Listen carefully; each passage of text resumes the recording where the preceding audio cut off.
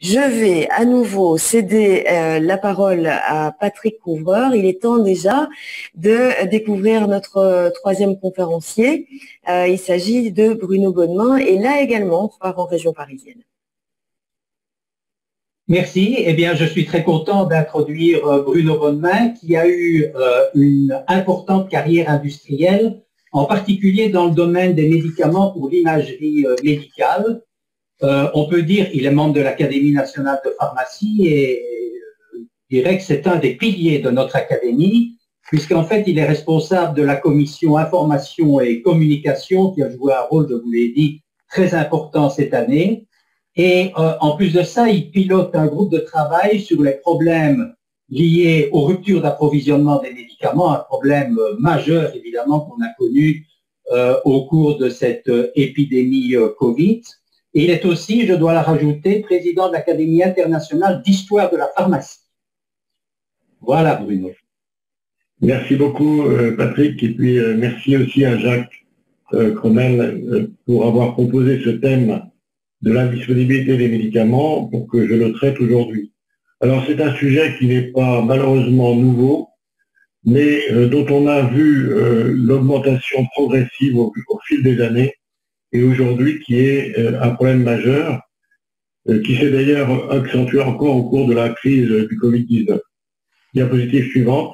Vous voyez que par exemple en France, est-ce que je peux avoir la diapositive suivante? Voilà. Vous voyez qu'en France, l'an dernier, il y a eu à peu près 1500 ruptures, c'est-à-dire qu'il y en a à peu près 3 par jour, ce qui est énorme, mais qui reste encore en croissance régulière. Alors, quand on regarde d'un peu plus près sur la diapositive suivante les principaux médicaments concernés, là, c'est une enquête qui a été faite au niveau des hôpitaux européens. On voit que 3 classes de médicaments sont particulièrement impactées, les anticancéreux, les vaccins et les antibiotiques. C'est les 3 classes les plus importantes, mais en réalité, toutes les classes thérapeutiques sont concernées, y compris les anesthésiques et les produits de réanimation, par exemple. On a vu que dans le cadre du Covid-19, il y avait des produits spécifiques comme les curares, par exemple, qui avaient été en tension très forte. Mais dans la routine, je dirais, de ces ruptures depuis quelques années, c'est surtout ces produits-là qui sont concernés. Alors, dans la diapositive suivante, plusieurs enquêtes ont été faites. Non, il manque une diapositive. Est-ce qu'on peut revenir à celle d'avant? Ah ben, elle a sauté, je ne sais pas pourquoi. Enfin, c'est pas grave. On a eu plusieurs causes de rupture qui ont été évoquées, des causes très variées.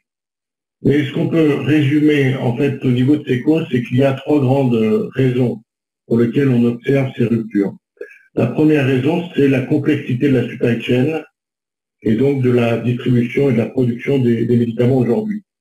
Le fait de la mondialisation a amené à ce que les sites de production soient d'une part très éloignés, très souvent pour les matières premières en Inde ou en Chine, et d'autre part, on passe par des productions de produits finis dans différents pays. On a des systèmes de distribution quelquefois centralisés au niveau européen, en Hollande ou en Belgique, et qui distribuent les produits à toute l'Europe. Tout ça a contribué à une complexité extrêmement importante, d'autant plus qu'on cherche à réduire les stocks à tous les niveaux. Et donc le moindre grain de sable dans ce système fait qu'on aboutit à une rupture. Le deuxième élément, c'est qu'on a une croissance assez forte en volume des besoins en médicaments, surtout dans les pays émergents, comme la Chine, bien sûr, l'Inde, et l'Afrique et l'Amérique latine. Et donc, on est face à un problème de manque de capacité. Alors, en ce qui concerne l'effort moral, en général, ces capacités sont suffisantes, mais par contre, pour les injectables, et c'est cela qu'on voit le plus souvent en rupture actuellement, eh bien, les injectables on n'a pas des capacités de production suffisantes. Et enfin, le troisième élément très important, mais qui est sous-jacent aux 2 premiers, c'est le problème des prix. La plupart des produits en rupture sont des médicaments anciens génériqués, avec des prix extrêmement bas, et les industriels n'investissent pas sur des capacités de production avec des produits aussi peu rentables. Et c'est vrai également pour la délocalisation. Elle s'est produite dans les années 2000, principalement pour la même raison. Alors sur cette diapositive, vous voyez que l'Académie de pharmacie n'a pas été inactive depuis une dizaine d'années, puisque on a commencé à travailler sur ce sujet en 2008, et depuis ces dernières années, on a été particulièrement actif avec un rapport en juin 2018 très important qui a été largement diffusé, qui est sur le site bien sûr de l'Académie, mais également des auditions multiples, auditions du Sénat en France, auditions du Parlement européen en juin dernier, et puis des auditions auprès de l'Élysée en France, et puis de multiples discussions avec le ministère de la Santé. Diapositive suivante. Alors, rien n'a pas été fait en France dans ce domaine, et surtout, le principal travail mené depuis quelques années, c'est d'améliorer l'information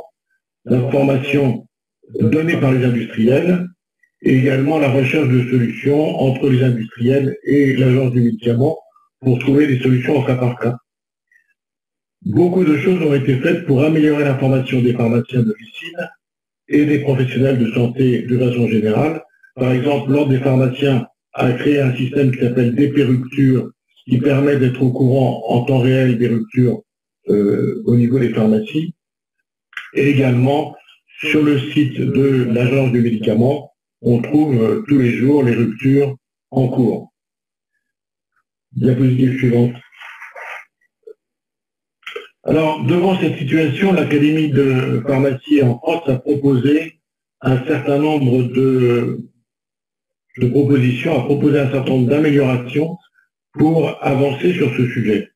Un certain nombre d'abord d'actions à court terme, et je dirais que la principale, à mon avis, c'est d'abord d'avoir une coordination des actions. En France, on a quand même la maladie des silos et beaucoup d'organisations, d'organismes existent en parallèle pour traiter du médicament. Vous avez bien sûr l'agence du médicament, mais vous avez aussi la Haute Autorité Santé, le comité des prix, vous avez bien sûr le ministère de l'Industrie, etc. Tous ces ministères fonctionnent en parallèle et ne sont pas réellement coordonnés au niveau des actions sur le médicament. Deuxième point très important, c'est la révision des prix, j'en ai parlé tout à l'heure, et des modalités d'appel d'offres qui permettraient de réduire ces risques. Aujourd'hui, par exemple, dans beaucoup d'hôpitaux, les appels d'offres aboutissent à une seule entreprise retenue, alors qu'on pourrait imaginer, comme c'est le cas au Canada, d'avoir plusieurs entreprises répondant à un même appel d'offres. Enfin, il y a besoin de mettre en place des systèmes d'accompagnement et de dialogue avec les industriels et aussi d'avoir de la flexibilité réglementaire. À plus long terme et à moyen terme, il est nécessaire de créer au niveau européen comme au niveau français un véritable groupe stratégique qui réfléchisse à ce sujet-là. Et en fait, la Commission européenne, au mois de juillet dernier, a créé effectivement ce travail, a engagé ce travail avec une société dont je vais reparler tout à l'heure, qui s'appelle Technopolis. Mais il y aurait besoin également d'actions réglementaires très fortes, en particulier au niveau de l'harmonisation des packaging. Aujourd'hui, la plupart des produits en rupture sont des produits gérés par des AMM locales, donc des AMM au niveau national, et donc avec des packaging différents, avec quelquefois même des indications et des contre-indications différentes selon les produits et les pays. Et donc ça pose évidemment des problèmes importants en matière d'utilisation des produits au niveau européen. Il faudrait également un certain nombre de mesures spécifiques pour les vaccins. Bon, c'est un sujet un peu complexe, je ne vais pas en parler aujourd'hui. Diapositive suivante. Depuis ces premières recommandations en juillet 2018, on a également travaillé à un certain nombre de points, entre autres la DGS, donc la Direction Générale de la Santé, en décembre 2019 a mis en route un groupe de travail avec un comité de pilotage sur ce sujet. Malheureusement, ce groupe a arrêté de se réunir dès le mois de janvier 2020 à cause de la crise du Covid-19. Il y a eu également une mission qui s'appelle la mission Bio, Jacques Bio étant un haut fonctionnaire sur le sujet des matières premières. Il a édité un rapport en juillet 2020 sur ce sujet. Également, nous avons commencé à travailler avec l'INCa sur un projet de liste des médicaments indispensables en cancérologie, mais évidemment, il faudrait faire ce même travail sur les autres classes thérapeutiques, de telle façon à ce qu'on puisse non seulement connaître les médicaments réellement indispensables du point de vue des patients, mais éventuellement leur appliquer des règles particulières, comme par exemple le fait de les rapatrier au niveau de l'Agence européenne des médicaments. On a également eu depuis quelques semaines l'obligation pour les industriels d'avoir un stock minimum pour certains médicaments, ce stock étant de 2 mois actuellement, et pour certains produits, on pourrait imaginer un stock un peu plus important. Le plan de relance pour le Covid également inclut des aides à la relocalisation, et un certain nombre d'industriels se sont déjà engagés à relocaliser, par exemple, le paracétamol, qui est totalement produit aujourd'hui en Asie et en Inde. Il n'y a plus de production ni en Europe ni aux États-Unis de paracétamol. Bon, ce n'est pas le produit le plus important, mais il n'empêche que ce problème de relocalisation commence à bouger et des industriels se sont mobilisés pour relocaliser en Europe et en France un certain nombre de productions. Enfin, je vous le disais tout à l'heure, il y a eu un appel d'offres de la Commission européenne sur le problème des ruptures d'approvisionnement en juillet dernier, et ce travail est en cours actuellement. J'en reparlerai rapidement tout à l'heure. Diapositive suivante. Alors, indépendamment de notre action au niveau de l'Académie de pharmacie, beaucoup de gens se sont mobilisés, mais en particulier le Parlement européen a établi un rapport assez complet qui a repris d'ailleurs pas mal de nos propositions, avec une action vis-à-vis de la Commission pour essayer de faire bouger les choses. Alors, si on voit sur la diapositive suivante les grandes lignes de ce rapport, 3 piliers en fait à ce rapport. Le premier, c'est retrouver une souveraineté, donc être capable de produire les produits en Europe. Deuxième point important, mieux coordonner et compléter les politiques de santé.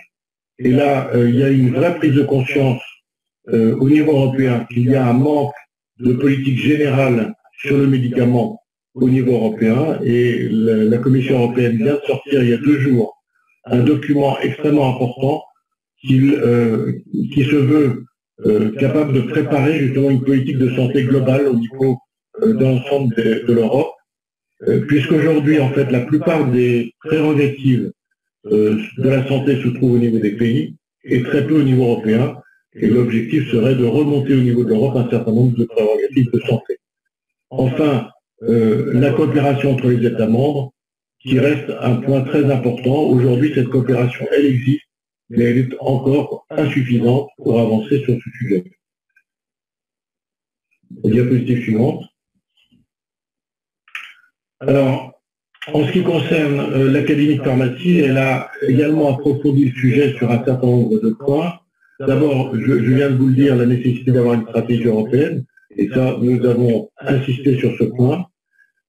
On pense également très important d'arriver à créer au niveau européen, au niveau français, une base de données sur les sites de production pour pouvoir faire une analyse des risques sur les produits indispensables. En effet, le problème aujourd'hui, c'est que toutes ces données existent au niveau des agences. L'agence française connaît parfaitement les lieux de production de tous les produits, de tous les médicaments, en temps réel, mais tout ça est sous forme papier. Donc c'est extrêmement compliqué d'être capable d'analyser sérieusement les risques liés à ces sites de production. Par exemple, certains industriels qui produisent, je veux dire, un antibiotique quelconque va avoir le même fournisseur en Chine pour différents produits qui sont sur le marché. Si ce fournisseur chinois ferme son usine, il est clair que l'ensemble des produits fournis par différents fabricants vont être en rupture de stock. Et donc c'est très important qu'on connaisse ces risques, ces points de vigilance sur l'ensemble des médicaments qui sont considérés comme indispensables. Et c'est la raison pour laquelle aussi on pense extrêmement important d'avoir une liste des médicaments indispensables au niveau européen pour leur appliquer des mesures particulières. Par exemple, refuser les importations parallèles ou en tout cas les contrôler, suivre ces produits au niveau de l'agence européenne pour leur appliquer des règles particulières, examiner également les différences de prix entre pays parce qu'aujourd'hui, c'est une des raisons pour lesquelles il y a des trafics d'un pays à l'autre en Europe. Et puis, regardez également les problèmes de flexibilité réglementaire quand c'est nécessaire. Diapositive suivante. Toujours dans les nouvelles propositions de l'Académie, on a bien sûr la nécessité de relocaliser la synthèse d'un certain nombre de principes actifs et d'excipients, et aussi de maintenir et de développer les sites de production qui existent, mais en particulier les sites de production des formes injectables. Je vous disais tout à l'heure que c'est quand même un des problèmes majeurs, c'est le manque de capacité sur les formes injectables et sur les formes lyophilisées également. Et pour pouvoir faire ça, il faut regarder également les conditions économiques autour de ces problématiques de production et de relocalisation. Deuxième point également important sur cette diapositive, c'est l'harmonisation au niveau européen. Je vous en ai parlé tout à l'heure. Harmonisation des packaging et centralisation des AMN pour un certain nombre de produits. Je vous parlais de la flexibilité réglementaire. Un des problèmes qui se posent actuellement en Europe en particulier, c'est que le système de ce qu'on appelle les variations, c'est-à-dire les modifications d'AMM, sont extrêmement compliquées. Pour avoir une autorisation de l'ensemble des pays, c'est quelquefois un vrai casse-tête pour les industriels. Et il faudrait imaginer un système beaucoup plus proche de celui de la FDA, qui s'appelle Do and Tell, c'est-à-dire qu'on met en place une variation, une modification de l'AMM, mais on en informe une fois par an les agences du médicament pour un certain nombre de variations qui sont mineures. Et enfin, il faut également engager une réflexion, et c'est ce que fait d'ailleurs la Commission européenne, sur les dispositifs médicaux qui sont également très souvent en rupture pour les mêmes raisons. Diapositive suivante. Alors, au niveau européen, donc, je vous ai parlé de la Commission européenne qui a missionné la société Technopolis, qui a été retenue comme maître d'œuvre sur ce sujet. Moi-même, je suis un expert validé par la Commission européenne auprès de Technopolis pour valider les étapes du projet, donc la méthodologie et le rapport final, bien sûr, qui sera disponible, vous le voyez, en septembre 2021. Entre-temps, il y aura des questionnaires auprès de plusieurs acteurs clés dans ce domaine, avec également des recherches de données sur les ruptures depuis 2014.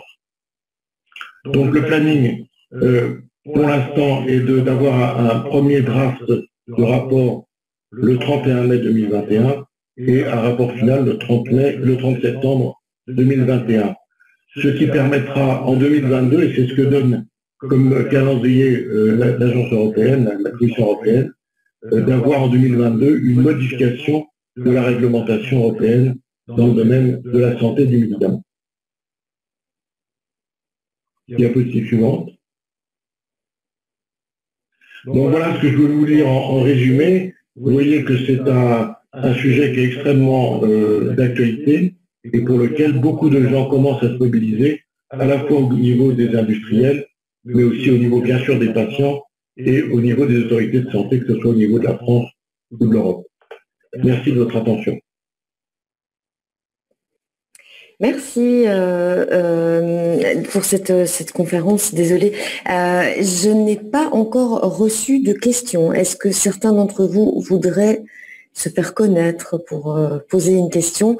Moi, j'aurais une question. Alors, je vais peut-être demander à Jacques Cromen de nous rejoindre pour qu'on puisse comparer la situation dans les deux pays. Monsieur Cromen, la situation ne semble pas aussi, de façon aussi récurrente, être à l'ordre du jour dans notre pays. Est-ce qu'il y a une explication à ça? Je pense que tu fais erreur. Je crois que la situation en Belgique est plus grave, aussi alarmante qu'elle est en France. Ah, moi j'ai l'impression qu'on en entend plus souvent parler dans les médias français qu'en Belgique. Oui, je ne sais pas pour quelle raison, mais je crois que, et c'était d'ailleurs pour ça que j'étais intéressé à entendre l'expérience française, parce que en réalité, nous sommes un peu dans une situation similaire. Je pense que d'autres pourraient certainement le confirmer par rapport à moi. Oui. Oui. Si je peux me permettre d'intervenir, d'ailleurs, l'enquête que j'ai montrée tout à l'heure venant des hôpitaux montre que cette situation existe dans tous les hôpitaux européens.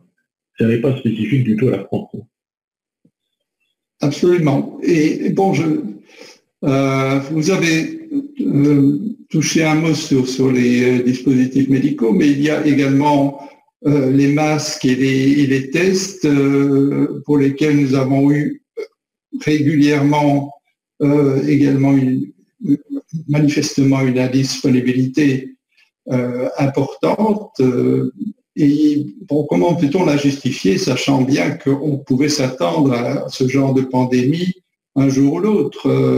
Voilà, bien sûr, les gouvernements semblent responsables, mais en même temps, est-ce que de l'autre côté, il y avait plus de précautions qui avaient été prises, ou bien est-ce que la situation est fort semblable à ce qu'on a vécu en Belgique?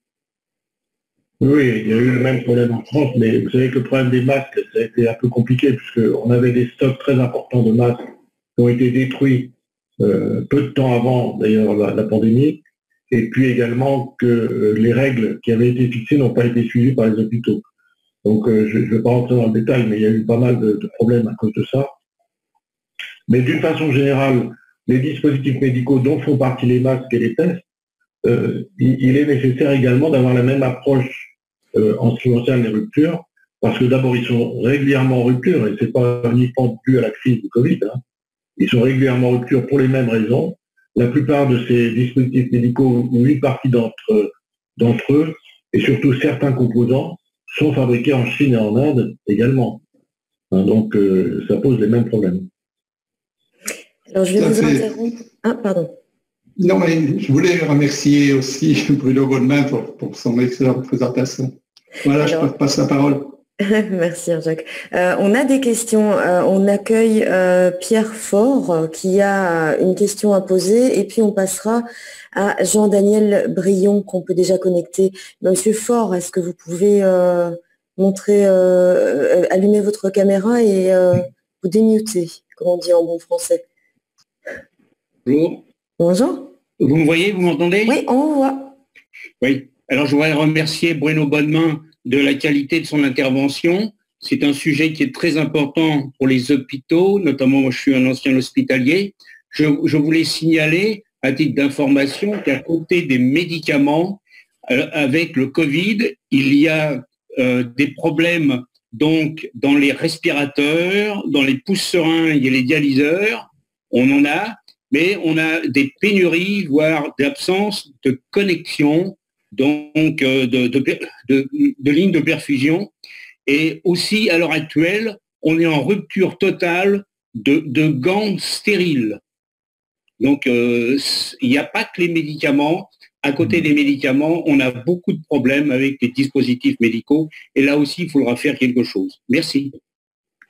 Oui, d'ailleurs, de ce point de vue-là, il faut signaler que la Commission européenne donc, a fait un document sur le problème des ruptures.